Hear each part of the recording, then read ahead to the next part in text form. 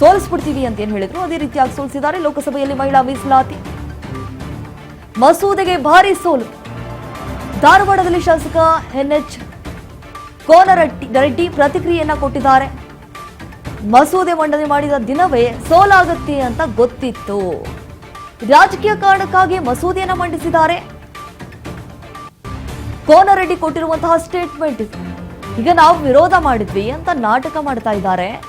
ಮಹಿಳಾ ಮೀಸಲಾತಿಗೆ ಮೊದಲು ನಿರ್ಣಯ ಮಾಡಿದವರು ನಾವು. ಕೇಂದ್ರ ಸರ್ಕಾರದ ವಿರುದ್ಧ ಶಾಸಕ ಕೋನರೆಡ್ಡಿ ವಾಗ್ದಾಳಿ ನಡೆಸಿದ್ದಾರೆ.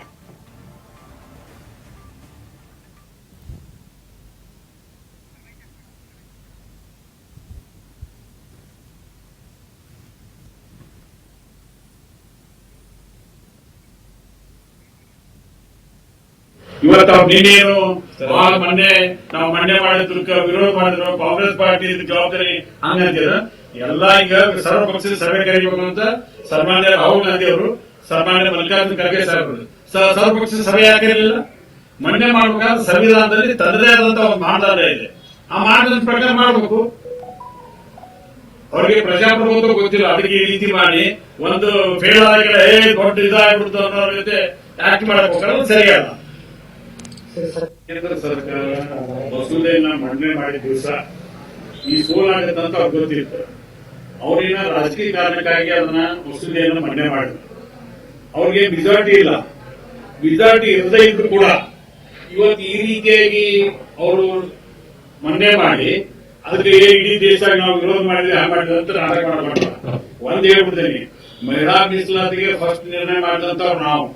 ಇವತ್ತು ಅವರು ಇವನ್ನ ಏನು ಅಸೆಂಬ್ಲಿ ಕಾನ್ಸ್ಟಿಟ್ಯೂನ್ಸಿ ಮತ್ತು MP ಕಾನ್ಸ್ಟಿಟ್ಯೂನ್ಸಿ ಹೆಚ್ಚು ಮಾಡಿಕೊಳ್ಳುವಂತ ಒಂದು ದೃಷ್ಟಿಯೊಳಗೆ ಅದಕ್ಕೆ ಏನ್ ವೈಜ್ಞಾನಿಕವಾಗಿ ಮಾಡಲಿ.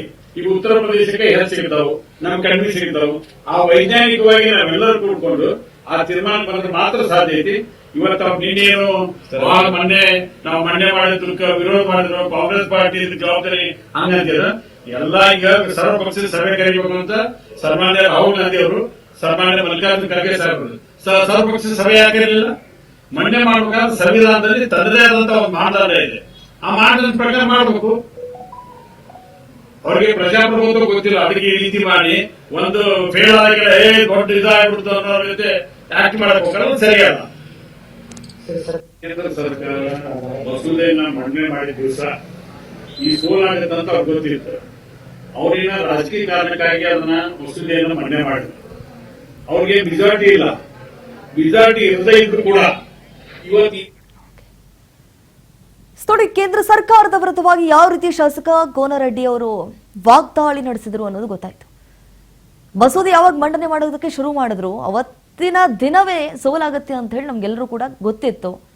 ಎಲ್ಲ ಒಂದ್ ಕಡೆ ಅವ್ರಿಗೆ ವಿಶ್ವಾಸ ಇತ್ತು, ನಾವೇ ಗೆದ್ದು ಬಿಡ್ತೀವಿ ಅಂತ ಹೇಳಿ. ಆದ್ರೆ ನಮ್ಗೆ ಗೊತ್ತಿತ್ತು ಅದು ಸೋಲಾಗತ್ತೆ. ಯಾಕಂತಂದ್ರೆ ಅಷ್ಟರ ಮಟ್ಟಿಗೆ ಬಹುಮತ ಸಿಗ್ಲಿಲ್ಲ, ಬಿಲ್ ಪಾಸ್ ಮಾಡೋದಕ್ಕೆ ಆಗ್ಲಿಲ್ಲ. ಮತದಾನ ಆಗಿದ್ರೆ ಚೆನ್ನಾಗಿ ಬಿಲ್ ಪಾಸ್ ಮಾಡೋದಕ್ಕೂ ಕೂಡ ಭಾರಿ ಅವಕಾಶ ಇರ್ತಾ ಇತ್ತು. ಸೊ ರಾಜಕೀಯ ಕಾರಣಕ್ಕಾಗಿ ಮಸೂದೆಯನ್ನ ಮಂಡಿಸಿದ್ದಾರೆ ಅನ್ನುವಂಥದ್ದು ಇಲ್ಲಿ ಕೋನರೆಡ್ಡಿ ಅವರ ಸ್ಟೇಟ್ಮೆಂಟ್ ಆಗಿದೆ. ರಾಜಕೀಯ ಕಾರಣಕ್ಕಾಗಿ ಮಸೂದೆಯನ್ನ ಮಂಡಿಸಿದ್ದಾರೆ. ಈಗ ನಾವು ವಿರೋಧ ಮಾಡಿದ್ವಿ ಅಂತ ಹೇಳಿ ನಾಟಕ ಮಾಡ್ತಾ ಇದ್ದಾರೆ.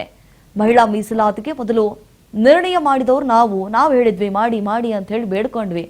ಈಗ ಕೇಂದ್ರ ಸರ್ಕಾರದ ವಿರುದ್ಧವಾಗಿ ಈ ರೀತಿಯಾಗಿ ಶಾಸಕ ಕೋನರೆಡ್ಡಿ ಅವರು ವಾಗ್ದಾಳಿ ಮಾಡಿದ್ರು ಇಷ್ಟೊತ್ತು.